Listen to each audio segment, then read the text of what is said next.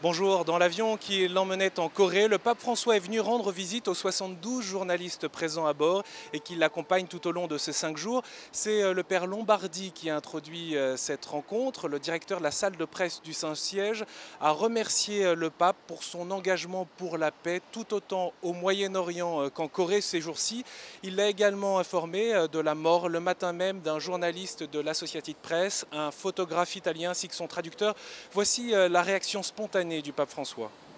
Fare una proposta di fare in silenzio una preghiera per Simone Camilli, uno dei vostri, che oggi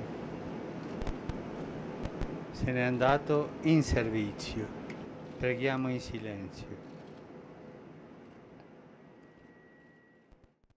Voilà, ce fut un moment important qui a créé une atmosphère de proximité sans pour autant de grands discours. Le pape François a formulé une demande aux journalistes tout en prenant en considération leurs conditions de travail.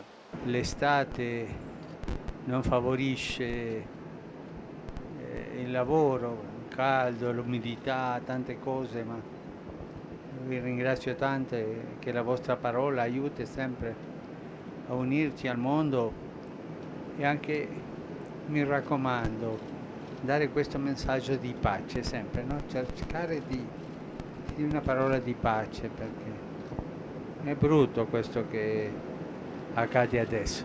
Les journalistes ont pu ensuite, un à un, saluer, embrasser, étreindre même un pape François en forme, détendu, souriant. Le pape qui s'est engagé à revenir sur le vol de retour pour sa désormais traditionnelle conférence de presse lors d'un voyage. L'avion du pape s'est posé sur le tarmac à Séoul aux alentours de 10h16, heure locale, un peu en avance sur l'heure prévue.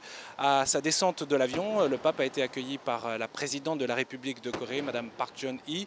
Accueil bref car la cérémonie officielle de bienvenue et le premier discours du pape François était prévu à la Blue House, la maison présidentielle en plein cœur de Séoul. Le pape François qui s'est exprimé devant des responsables politiques.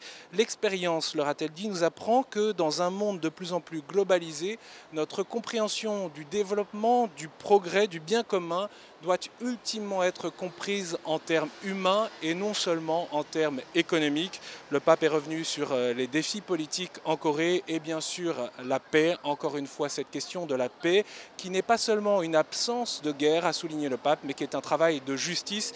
Il a souhaité que la démocratie en Corée continue à être renforcée. C'est une rencontre bien sûr que vous pouvez retrouver sur le site internet de KTO.